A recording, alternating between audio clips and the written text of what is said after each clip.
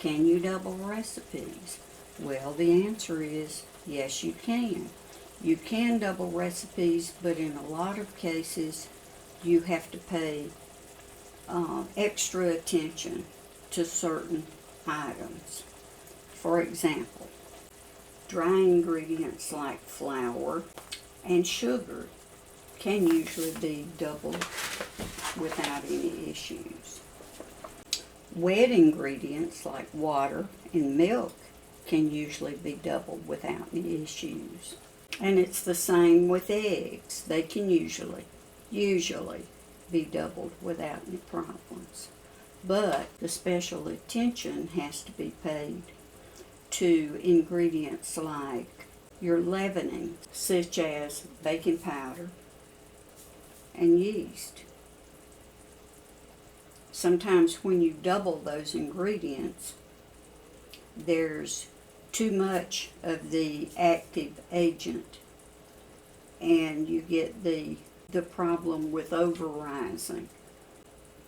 So you have to pay special attention to those. Now my advice would be, and what most people say is, the leavening agents, if you're doubling your recipe, don't double the baking powder or the yeast or whatever leavening agent you're using, but try 1.5 times instead of double. The same holds true for your seasonings, your spices like sage, cinnamon. These are just examples. Most any spices you have to be careful about doubling. Oregano, cumin, garlic,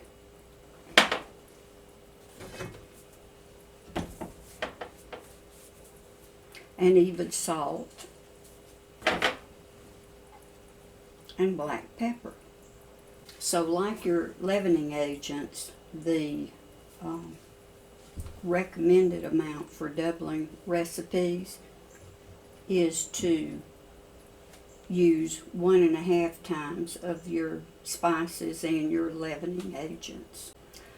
But those are not the only concerns, your leavening agents and your spices. You also have to take into consideration the pans, the pots. You may have to go from this size bowl to this size to accommodate the added ingredients, the larger portions. Also, you may have to go from depending on what the recipe is, you may have to go from a saucepan to a Dutch oven.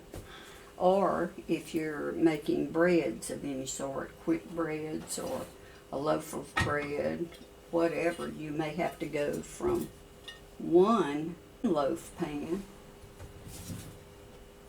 to 2.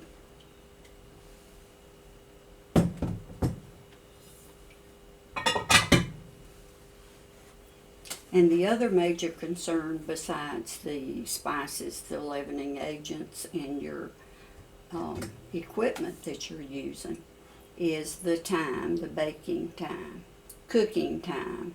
For example, if you're cooking a 4-pound roast instead of a 2-pound, you would probably have to cook it longer no matter what your cooking method is, whether it's on the stove top, in the oven, a crock pot, or a pressure cooker.